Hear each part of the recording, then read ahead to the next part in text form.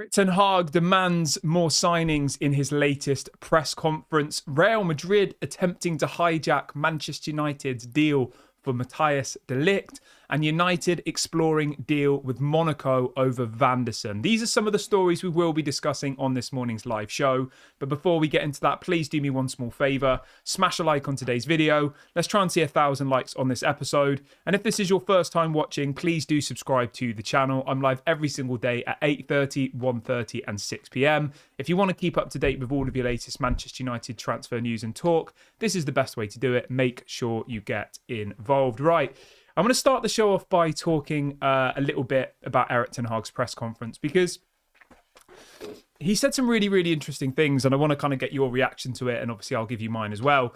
But what I want to know is, how many signings do you think Manchester United still need to make this summer? Obviously, we've got Lenny Yoro and Joshua Zirkzee, but how many more deals do you think Manchester United need to get over the line before August the 31st when the window closes? Get in the comments section now. Let me know. If you want to tell me what players as well, that would be good. I'd like to see as many different opinions as possible. So first of all, how many, so say like a number, we need 4 signings, and then say which positions and what players. That would be really, really good to see how other Manchester United fans are feeling about that at the moment. So I'm going to give you my answer in a minute. But for now, I want to talk a little bit about the right back situation. So Fabrizio Romano has said that Manchester United have held talks with the agent of Rafaela Pimento, who is the agent for Mazraoui. Obviously, we know that Mazraoui to West Ham fell through yesterday because the player effectively was not willing to go to West Ham. And it looks like Manchester United are trying to push forward for a deal for Mazraoui. Now, interestingly enough, Mazraoui's agent is the same agent as De Ligt. And apparently, Manchester United are trying to use that in their pursuit of getting Madrid De Ligt. So they're trying to do almost a double deal because obviously it's the same agent. It makes it a little bit more easier. Do I think we'll still end up getting De Ligt? I think we're going to struggle. I really, really do, because Bayern Munich are saying they want this 50 million euros. Obviously, we brought you the story last night that Manchester United have said to Bayern, we're not paying 50 million. Like, it's not going to happen. But back to Mazraoui. Apparently, Mazraoui is desperate to join Manchester United, which I think is believable. Obviously, the fact that he used to play for Erik Ten Hag at HIJACK, the fact that he would come to Manchester United, and he would be. I don't know if he would start, but he would definitely be an important member of the squad because of his versatility, because of the fact he can play on the left back, right back, and as a CDM. So he'd be a really, really good player to sign, I think. Fabrizio says that Manchester United are also in talks with Inter over a proposed swap deal involving Denzel Dumfries and Wan-Bissaka. So it looks like that's still a possibility.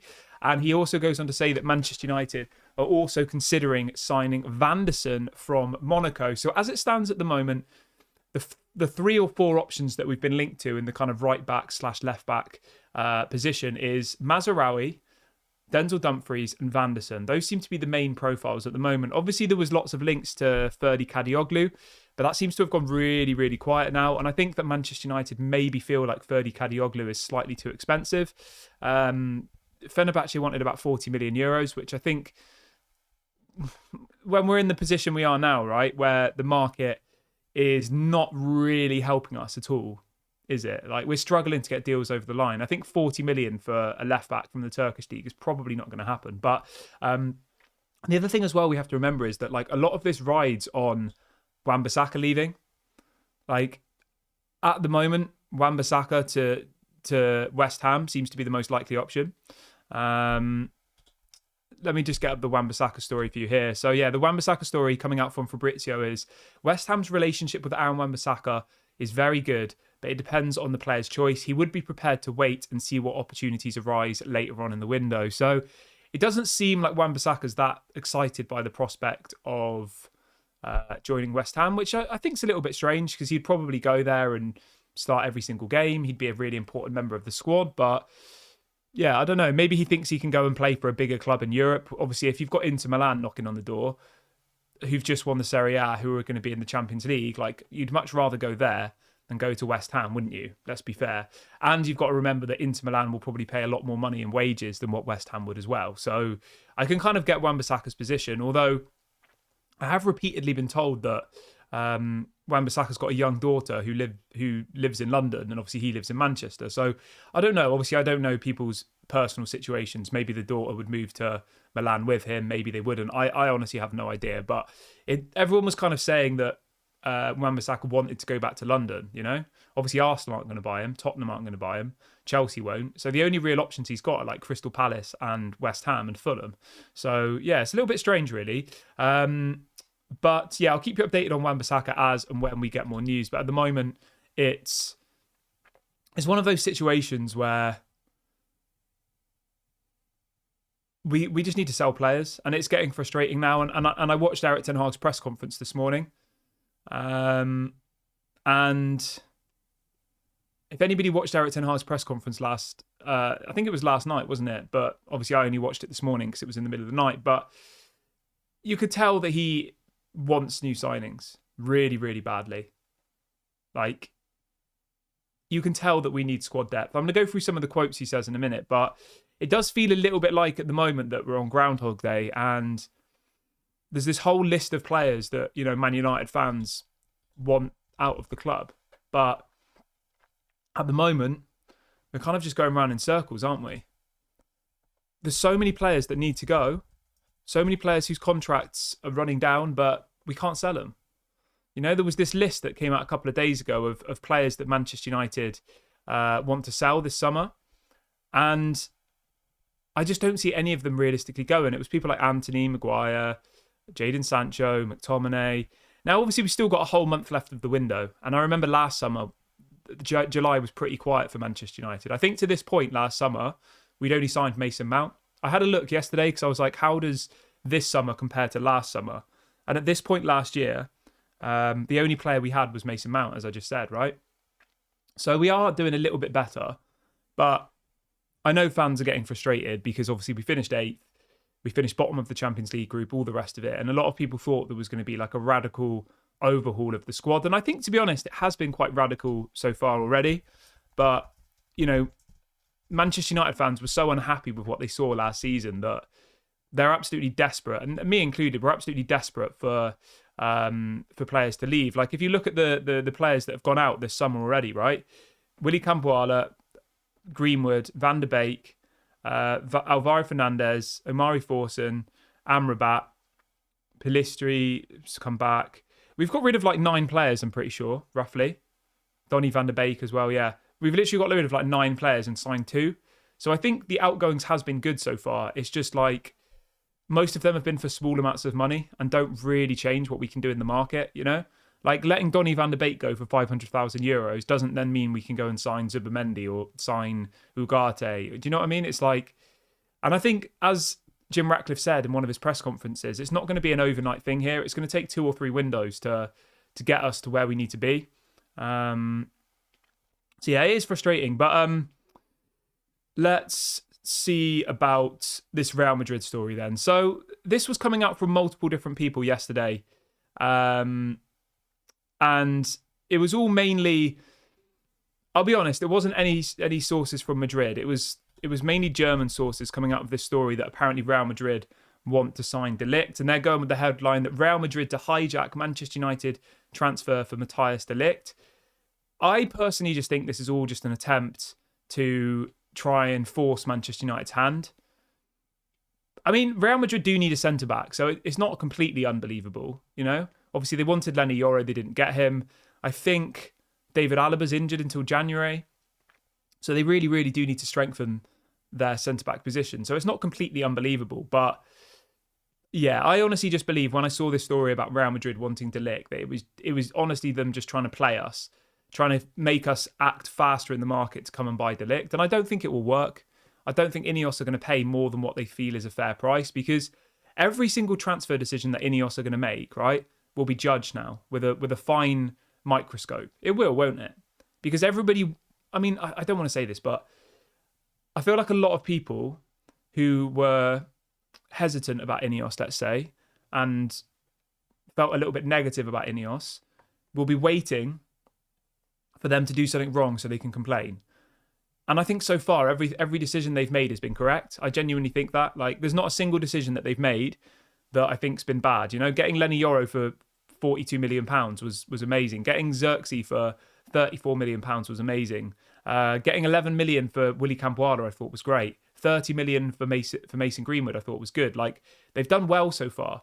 And if they now go and spend 50 million euros on Matthias De Ligt and then he's injured for half the season, people are going to be like, what a terrible signing. Ineos don't know what they're doing. So I actually respect their level of cautiousness, but it's just whether that's then going to have an effect on our season. That's what we need to obviously think about. But let me know what you think. We've got over 400 people watching already, which is absolutely amazing. If everyone could do me a small favour and smash a like on the video, that'd be really, really appreciated.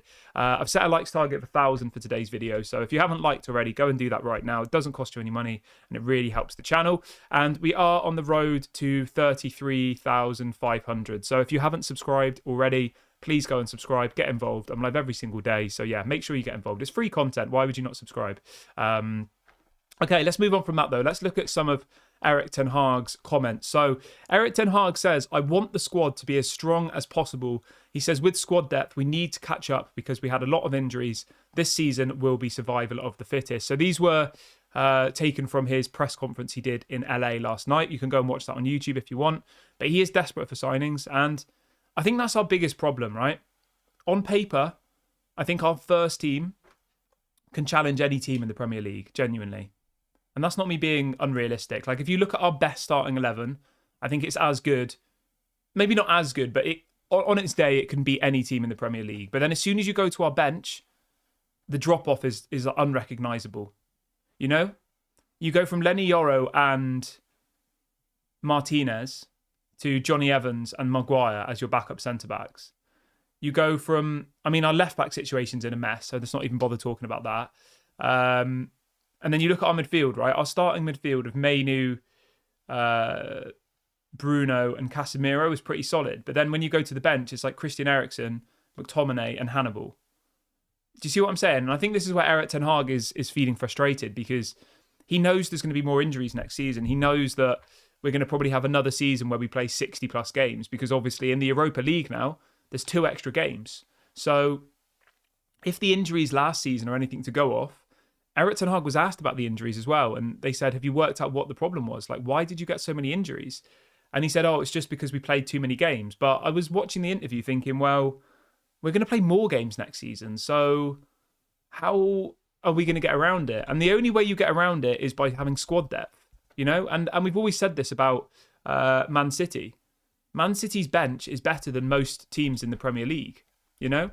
Whereas Manchester United's bench would probably be lucky to not get relegated from the Premier League. Like, genuinely, I think that. Our bench is so poor at the moment. And we are going to get injuries. It's inevitable. Whatever people say, there will be injuries next season. It's completely inevitable. And the only way that you get around injuries is by having a solid squad. So if someone gets injured, like say Man City, De Bruyne was injured all season. They had Phil Foden to play in his position, or they had Jack Grealish, or they had David Silva. Not David Silva. What's his name? Bernardo Silva. Like they had so many options in that area to go and utilise. Whereas you look at our bench, right? So our bench against Man City in the FA Cup final was Johnny Evans, Lindelof, Mason Mount, Eriksen, Anthony, Bayinda and Willy Campoala. That was our bench in the biggest game of our season. And I know we did have some injuries and stuff, obviously, but still, like, whereas you look at Man City's bench, they have Jack Grealish, Nunez, Ruben Dias, Alvarez, Doku, Akanji. Like, I would say that pretty much every single player on Man City's bench would get in our starting team. And that's where our issue lies. Our first team, I think, is genuinely good enough to compete, to challenge. But our bench is so far off the rest. It's old players on big wages, injury-prone players, etc., etc. So yeah, it's not ideal, but it is the situation we find ourselves in. Let's see what people are saying in the chat. Ginge says, I don't feel like the squad has been improved at all yet. Yoro has replaced Varane, which I see as a downgrade at the moment. Xerxes replaced Martial, and no one knows how we will do. And no one knows how Xerxes will do. I did say this on a video yesterday, and I felt like it just kind of, I had that epiphany moment where if you actually look at how many players have left versus how many players have signed, at this moment in time, I don't think we can confidently say that, you know, our team is in a better position than it was last season. But what I will say is this. I think it is in a better position because Ineos are getting rid of players like Varane, Martial, Brandon Williams, Donny van der Beek. Like, they're getting rid of all these high earners. And what Ineos are trying to do is rectify the wrongs of the Glazers. And that's going to take years. And I know people want instant success, but we've been literally left to rot for the last decade. And it's not going to be like one transfer window and we're suddenly having a world-class bench, a world-class first team. Like, it could take 2, 3, 4 years. And I know that's probably going to be frustrating to hear, but that's just the reality of it. We just can't expect in one window to go from where we were for the last 10 years to being at the top. And I know some people will say, oh, well, if Sheikh Jassim had come in, we would have, and all the rest of it. But that's all just speculation. And I think with the profit and sustainability thing, like, it doesn't matter really who your owners is. Newcastle have found that. Newcastle have got the richest owners in the world, and they're still struggling to spend money. Obviously, Man City have, but that was before profit and sustainability. But I actually think they've done a very good job so far, and I think we will get some more signings. I'm going to answer the question I asked you a couple of minutes ago. So the question was, how many signings do you think Manchester United need to make this window? So we've got 2 players through the door. I think we'll probably sign another 3 or 4 players, I reckon. I think we'll get another centre-back. I think we'll get a right-back who can play as left-back. So it might be Mazraoui.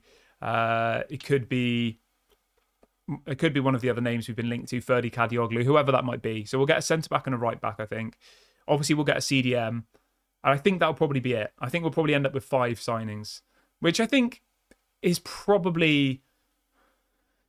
It's still not going to take us from 8th to 1st, but I think it's a good start.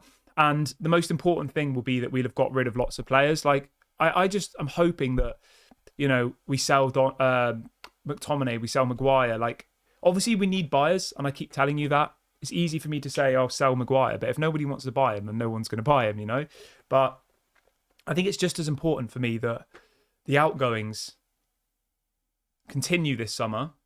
As I said, we've let go of 9 players already so far, which I think is amazing. 9 players out of the team. Like, imagine how much wages that is saved. It must be absolutely crazy amounts. I mean, you can go through it together really, really quickly. So Mason Greenwood was on about 100. Willie Kambala was on about 10. Alvaro Fernandez was on about 10. That's 120. Donny was on about 150. So that's 270. Amari Forson was on 10. That's 280. Varane was on 350. So that is... We're up to about 600 now. Martial was on 250, 850. Brandon Williams was on 70. We've genuinely saved, right? Across those 9 players that have left, I would say, obviously I've just calculated it off the top of my head whilst live, but between 900,000 to £1 million a week in wages from getting rid of 9 people. If you work out that on a yearly basis, that's what, over 50 million a year in wages saved, gone. So that is a massive, massive improvement. And that it's baby steps, isn't it? And I think if we hadn't got rid of as many players as we had, I think I'd be more concerned. But I think we have done pretty well so far in that department. But yeah, it'll be interesting to see how many we actually end up on at the end of the window. So yeah, we'll wait and see about that one. But let's go back into some of Erik ten Hag's quotes. So Erik ten Hag was asked about Marcus Rashford. He says, "I'm confident. I trust Marcus. I believe 100% he can do what he did 2 years ago in terms of goals and performance. He's capable of it." And I agree. Marcus Rashford on his day is a quality player to have. He's a quality asset for Manchester United. And I genuinely believe this year will be Marcus's year again. And I know some people are like, sell Marcus, get him out of the club. Like, I get it. But it's just not realistic. If no one wants to buy Marcus Rashford, we can't sell him. And all we can do now is get behind Marcus Rashford and hope that he has another really big season. And I genuinely think he will. I think it's going to be Marcus's year again. I do.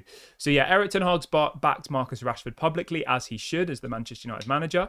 And then he's asked as well about whether we're going to sign a new centre-back, which I think will interest a lot of you. So Erik ten Hag has said, "We are occupied. We work continually. We already signed 2 players, but it belongs to a club like Manchester United to look for an opportunity if it is there." And this is what I've been saying to you many, many times, like, about Manchester United this summer. We're looking for opportunities in the market, not signing anyone. Like, for example, João Neves was available there, but we couldn't get that deal done. So it wasn't an opportunity. Whereas Youssouf Fofana, 1 year left of his contract, Denzel Dumfries, 1 year left of his contract. De Ligt handed in a transfer request, wants to leave. Like, these are all, or should be at least, opportunities in the market. And that's what Manchester United are going for this summer. They're not going to be forced into deals. They're only going to do deals that they feel is actually, good value. And I agree with that, because previous years we just signed anybody. We had no plan. We'll go out and we'll spend 100 million on Anthony, and look at the mess we're in now because of that. So yeah, I don't have any issues with Manchester United being more pragmatic. I just hope that it kind of all materialises in this final month of the window. Okay, let's yeah. And then he also says as well, he's asked about what happened in the summer about his future, which I think was a stupid question, but I guess they have to ask him it. So they said, what happened? Why weren't you sacked, etc. And he said, I just believed in myself as always, and finally I got the reward. He says, we're in a new season now. We left all of that behind and we think about the future. We can do this together. I'm 100% sure this is a great project. So yeah, that was good. And I think what I do like about Erik ten Hag is how he handles himself in press conferences. I think he is quite composed. He doesn't react. He doesn't, get triggered by stupid questions, because they always do try and trigger him, don't they? And some, you always see Pep getting angry, don't you? And Arteta, and they get a bit triggered with certain questions. But yeah, I do like his composure in press conferences, and I think he answers himself well. Let's see what else people are saying in the chat.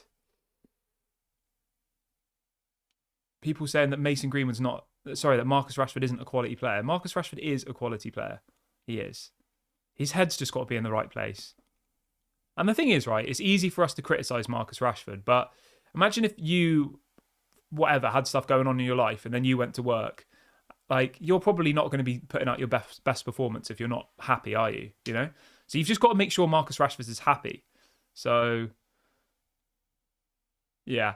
But I'm going to wrap the video up here. I'm just going to do a short one this morning because I don't want to just keep going over all the same news. Everything we've spoke about today is new stuff, so I hope you enjoy that.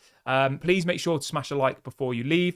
Please subscribe to the channel if you are new. This has been Daily Red Devil. Thank you very much for joining me this morning, and I'll speak to you all on the next one. Bye for now.